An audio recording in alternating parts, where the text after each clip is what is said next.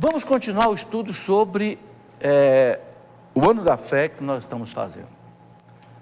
Quem tem acompanhado a Escola da Fé já há um bom tempo, sabe que nós começamos lá atrás falando da criação, falando de Deus, falando do pecado original, falando do homem, falando dos anjos, e agora nós queremos falar da salvação, por causa do pecado original, que Jesus Cristo trouxe. Então, eu já fiz aqui um programa sobre Jesus Cristo, inclusive mostrei aquele livro espetacular, Jesus Cristo é Deus, do padre Labourou, mostrando que Cristo existe, que existiu, que Cristo é Deus, né, com argumentos muito sólidos. E hoje eu quero continuar esse nosso estudo, ok? Vou pedir aí para projetar no plasma a matéria de hoje para a gente continuar. É um estudo sobre Jesus Cristo. Nós precisamos conhecer Jesus Cristo profundamente, porque Cristo é a base da nossa fé. Como diz a carta aos Hebreus, é o autor e o consumador da nossa fé. Certo? Jesus Cristo, né? Deus de Deus, luz da luz, Deus gerado, não criado, consubstancial ao Pai. Isso foi dito, né, no credo niceno-constantinopolitano. Deus de Deus. Cristo é Deus. Porque vocês sabem que houve várias heresias negando a divindade de Cristo, principalmente o arianismo. Então o concílio disse, não, Cristo é Deus de Deus, luz da luz, gerado, não criado, consubstancial ao Pai. O que quer dizer gerado, não criado? Quem é criado é criatura, não pode ser Deus. Cristo não é criado, ele é gerado. Gerado como? No seio do Pai. Desde quando? Desde toda a eternidade. Não tem começo e não tem fim. Cristo é eterno, como o Pai, como o Espírito Santo. Por isso que se diz consubstancial ao Pai, ou seja, a mesma natureza, essência, substância do Pai. Ele é aquele que o Pai consagrou e enviou ao mundo, diz, né, o próprio Jesus no Evangelho de São João. Pode passar. Deus ungiu com o Espírito Santo e com o poder, diz São Pedro. Deus ungiu. O homem, também Jesus, como Deus ungiu com o Espírito Santo e com o poder. Para quê? Para que ele fosse manifestado a Israel como o seu Messias. Porque Israel esperava o Messias. Os profetas todos, como nós já vimos aqui, 700 anos antes de Cristo, desde Isaías, Jeremias, Ezequiel, e todos os profetas profetizaram o Messias. Esse então chegou em Jesus Cristo, né? Jesus é o Emanuel, Deus conosco, que já estava previsto lá, predito em Isaías 7,14. Olha, Isaías 7,14 é de 700 anos antes de Cristo, não é? Então essas referências todas eu ponho para já colocar. O próprio Isaías coloca o Cristo como conselheiro admirável. Pode passar. Varão forte, Pai do século futuro, príncipe da paz. Eu já mostrei aqui numa das aulas que os profetas colocaram mais de 30 profecias dizendo como é que seria o Messias, né? E infelizmente quando ele chegou e cumpriu todas as escrituras, e o Cristo dizia, é preciso que se cumpra as escrituras, para quê? Para que vocês saibam que eu sou o Messias que os profetas predisseram, mas infelizmente muitos não souberam reconhecer, né? Tá aí, São Paulo, volta um pouquinho.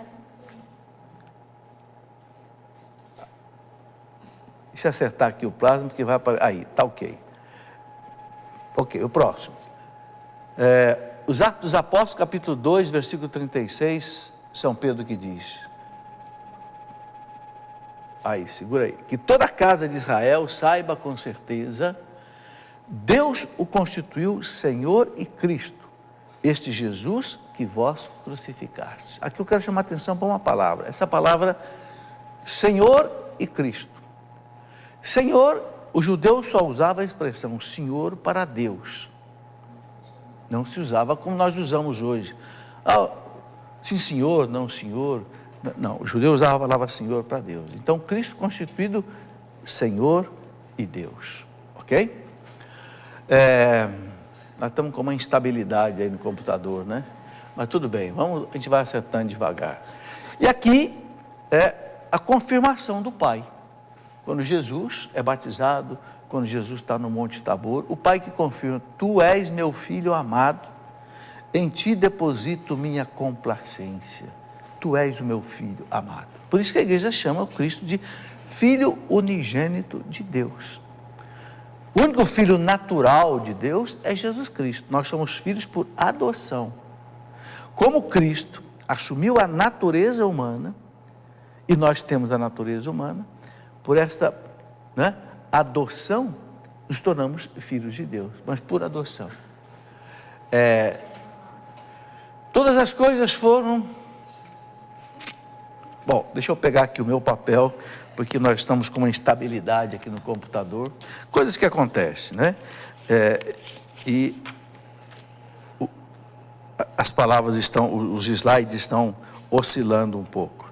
Bom, todas as coisas foram o Pai quem as colocou em minhas mãos. E ninguém conhece ao Filho senão o Pai. E ninguém conhece ao Pai senão o Filho e aquele a quem o Filho quiser revelá-lo. É impressionante como Jesus fala do Pai, né? Fala do Pai com uma intimidade impressionante. Eu fico impressionado de ver que lá com 12 aninhos de idade, quando José e Maria o encontraram no templo, e Maria perguntou para ele: meu filho, por que você fez isso conosco?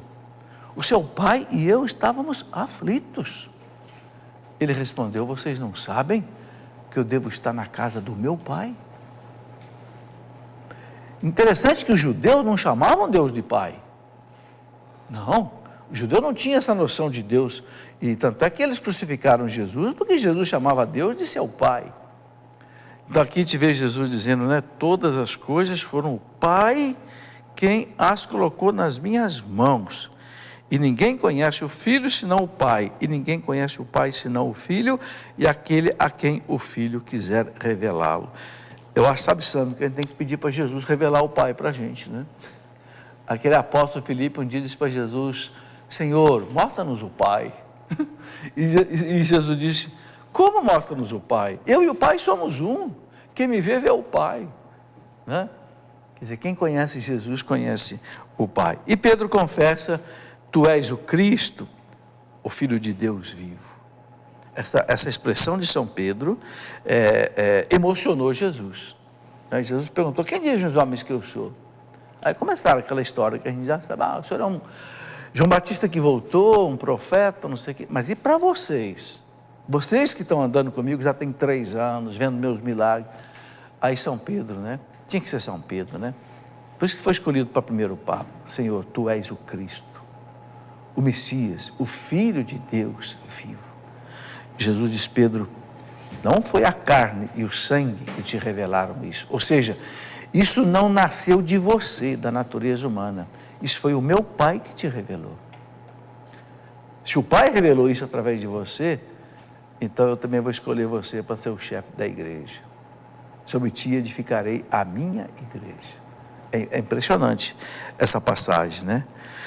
E aí, os evangelistas narram muitas coisas sobre Jesus. Começa lá São Lucas dizendo, em Lucas 2:11, hoje na cidade de Davi, nasceu-nos um Salvador, que é o Cristo Senhor. Então, quem é esse Cristo Senhor? É o Salvador. Por isso que São Pedro depois vai dizer, lá nos Atos dos Apóstolos, Atos 4:12, São Pedro diz: debaixo do céu não tem outro nome no qual nós tenhamos salvação. Não tem. Não adianta querer procurar salvação em outro lugar que não tem. Não tem outro remédio. Por quê? A teologia da igreja explica.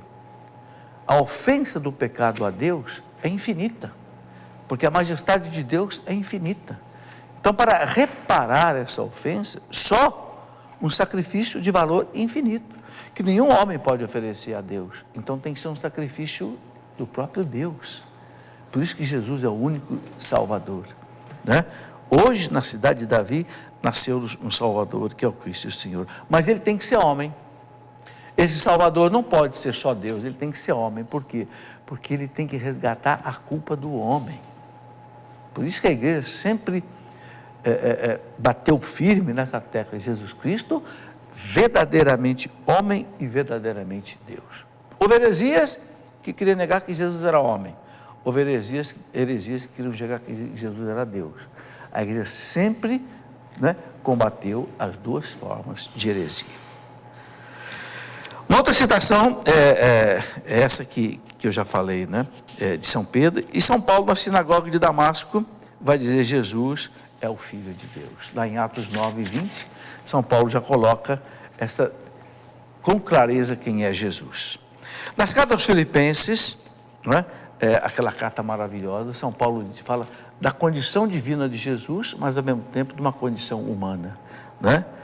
Deus enviou ao mundo o seu Filho único e exige a fé em nome do Filho único de Deus, né? João 3,16 e 3,18. São João faz questão de dizer: Deus amou a tal ponto o mundo que Ele deu o que tinha de melhor, o seu Filho amado, né? Por isso São Paulo diz: ninguém mais pode duvidar do amor de Deus, porque esta é a prova maior do amor de Deus. São Paulo diz lá na carta aos Romanos, né? Quando nós éramos pecadores, quando nós estávamos perdidos, Deus entregou o seu Filho à morte por nós. Não há amor maior do que uma realidade dessa, né? E a gente vê que não foram só os santos e os profetas que falaram de Jesus. A gente vê aquele centurião romano que exclama diante da cruz de Jesus, né?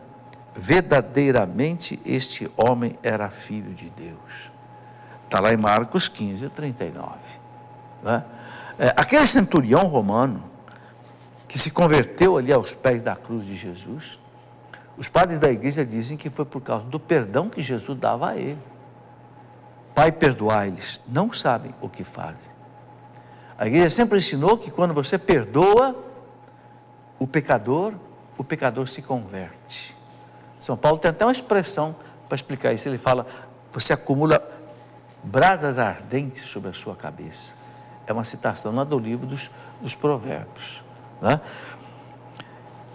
São Tomé, diante dele ressuscitado, né, vai dizer aquela frase que nós conhecemos muito bem: meu Senhor e meu Deus. Quer dizer, quando Tomé viu que realmente ele estava ressuscitado, e só Deus pode ressuscitar a si mesmo, então Tomé exclama essa expressão: meu Senhor e meu Deus. Quer dizer, Cristo verdadeiro Deus, Cristo verdadeiro Senhor. Também o apóstolo São João reconheceu isso. Tem uma expressão bonita no Evangelho de São João, João 21:7, depois que Jesus ressuscitou, o evangelista diz que eles estavam pescando lá no mar da Galileia, e Jesus estava lá na praia, colocando alguns peixinhos lá na brasa, lá, esperando os apóstolos chegarem. São João, lá de longe, quando foi chegando, São João disse: é o Senhor, é o Senhor. E diz que Pedro, né, foi correndo para encontrar com ele, né? Essa certeza que os apóstolos já tinham. São Paulo diz na primeira carta aos Coríntios, 1 Coríntios 12:3, ninguém pode dizer Jesus é Senhor a não ser no Espírito Santo. Aqui é uma coisa muito importante. O que quer dizer isso? Ninguém reconhece Jesus como Deus, como Salvador, como dono da minha vida, se não for pelo poder do Espírito Santo, conduzido pelo Espírito Santo, convertido pelo poder do Espírito Santo. Isso é muito importante. Quando Pedro reconhece ele como Messias, também ele diz isso, né? Feliz és tu, Simão, porque não foi a carne nem o sangue que te revelou isso, mas meu Pai. O poder do Espírito Santo. É verdade. A gente deve pedir muito ao Espírito Santo isso, que convença a gente dessa verdade, que Jesus é o único Senhor, o único Salvador. Todos os papas falam isso, não é interessante? Esse papa fala muito, não é? Ele fala que quem não ouve Jesus, ouve o diabo. Fala esse dia, né? Quem não prega Jesus, esse papa é meio fulminante, né? Quem não prega Jesus, quem não fala de Jesus, então fala do diabo, fala das coisas. A certeza disso aí, né? O Concílio Vaticano II, no documento da Gaudium et Spes, está aqui, voltou, está bem aí no plasma? Tá? Beleza. A Gaudium et Spes do Concílio Vaticano II coloca uma citação muito interessante. A igreja crê que a chave, o centro e o fim de toda a história humana se encontram em seu Senhor e Mestre. Vejam bem, gente, essa expressão. A igreja quer que a chave quer dizer o entendimento, o centro e o fim de toda a história humana se encontram em Jesus Cristo, seu Mestre e seu Senhor. Eu não me esqueço nunca daquela expressão do Papa João Paulo II, na primeira encíclica que ele escreveu, a encíclica chamada Jesus, Redentor dos Homens. João Paulo II disse assim, que o homem moderno perdeu a identidade. Perdeu a identidade, o homem moderno não sabe mais quem ele é, não sabe o que ele está fazendo aqui no mundo, né? E o Papa diz, por quê? Porque não conhece Jesus Cristo. E o Papa disse, né? Só Jesus Cristo pode revelar o homem a ele mesmo. Só Jesus Cristo pode dizer para mim quem eu sou. E aí o Papa diz uma frase muito bonita, ele diz assim, o homem que não conhece Jesus Cristo permanece para si mesmo um desconhecido, um mistério insondável, um enigma indecifrável. Eu nunca mais esqueci essa frase. O homem que não conhece Jesus Cristo permanece para si mesmo um desconhecido, ele não sabe quem ele é. Um mistério insondável, um enigma indecifrável. Por quê? Ele não sabe o que ele está fazendo aqui nesse mundo, ele não sabe o sentido do sofrimento, ele não sabe o sentido da morte, ele não sabe para onde é que ele vai, e muitas vezes ele se desespera, né? Como aqueles filósofos ateus, como Schopenhauer, que dizia, a vida do homem é muito triste, a semana são 6 dias de trabalho e um de tédio, era o domingo, quer dizer, para ele, né? Então vai encontrar lá o seu Feuerbach, vai encontrar o seu Nietzsche, a vida não tem sentido, ou o seu Kierkegaard, lá do existencialismo. Se não tem Jesus Cristo, você não entende o que você é, você não sabe qual é a sua identidade. Por isso o concílio diz, Cristo é a chave, é o centro, é o fim da história da humanidade, o meu Senhor e o meu Mestre. É por isso, gente, que é muito importante, sabe, Sandro, a gente gastar a vida da gente falando de Jesus Cristo. Sabe? Falando de Jesus Cristo para os filhos, falando de Jesus Cristo para os vizinhos, falando de Jesus Cristo no rádio, na televisão, na internet. É o melhor presente que a gente pode dar para um ser humano, é falar de Jesus Cristo. Porque ele encontra a identidade dele. Quantas pessoas ressurgiram, ressuscitaram na vida quando encontraram Jesus Cristo, não é? É o que o Concílio Vaticano II colocou. Paulo VI dizia, cremos e confessamos que Jesus de Nazaré, nascido judeu de uma filha de Israel, em Belém, no tempo do rei Herodes Magno e do imperador César Augusto, carpinteiro de profissão, morto e crucificado em Jerusalém sob o procurador Pôncio Pilatos, durante o reinado do imperador Tibério, é o Filho eterno de Deus feito homem, que ele veio de Deus, desceu do céu, veio na carne, pois o Verbo se fez carne e habitou entre nós, e nós vimos a sua glória. Glória que ele tem junto do Pai, como Filho único, cheio de graça, de verdade, pois de sua plenitude nós recebemos graça sobre graça. Isso está no Catecismo da Igreja, está na citação de Paulo VI. Agora, por que Paulo VI faz questão de colocar ali? Nasceu, né, no tempo do rei, do imperador Augusto, de Herodes, depois foi crucificado na época de Tibério, e não sei o quê, para mostrar que Cristo não é um fantasma, não é um mito, é um personagem histórico, que nasceu, então ele coloca os dados históricos. Aquilo que eu já coloquei aqui em alguns programas anteriores. Tá? Somente alguém que é Deus poderia exigir algo tão radical, né? Eu já falei disso aqui também, né? Só Jesus podia fazer as exigências que ele fez, né? Quem come a minha carne, bebe meu sangue, permanece em mim e eu nele. Ou é um Deus que está dizendo isso, ou é um maluco, né? Mas como os próprios racionalistas mostraram que Jesus não tem nada de maluquice, é um homem perfeito, então realmente ele é Deus. aquele que não está comigo está contra mim. Quem pode fazer uma exigência dessa? Só aquele que é Deus, né? Que mais? Dizer-se maior do que Jonas, maior do que Salomão, maior do que o templo. Ele disse, aqui está alguém que é maior do que Jonas, aqui está alguém que é maior do que Salomão, né? Antes que Abraão existisse, eu sou. E essa expressão, eu sou, os judeus sabiam muito bem o que significava. A palavra eu sou do hebraico quer dizer Javé. Por isso que o judeu nem pronuncia a palavra Javé, porque quer dizer o nome que Deus revelou a Moisés. Eu sou. E Jesus diz para os judeus, né? Aliás, esse evangelho está sendo lido esses dias, né? Esses dias que precedem a Páscoa, o evangelho tem sido de São João, que mostra essa disputa de Jesus com os judeus. Eu me lembro que o evangelho de hoje, os judeus dizem assim, você não tem nem 50 anos, como é que você está falando de Abraão? Como é que você conheceu Abraão? E Jesus disse, antes que Abraão existisse, eu sou. Ou seja, eu sempre existi. Professor, chegou uma eu sou pergunta. aquele que sou. Chegou uma pergunta aqui do Jonas K. Ele está perguntando se Jesus podia pecar ou somente foi tentado. Jesus não podia pecar porque Jesus é Deus. Agora, como homem, ele podia ser tentado. E foi tentado. O demônio tentou Jesus insistentemente no deserto. Porque Jesus é homem igual a nós em tudo, exceto no pecado.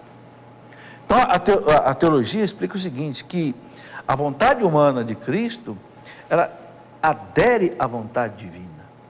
Então, mesmo que a vontade humana queira uma coisa, mas ela aceita a vontade divina, do verbo.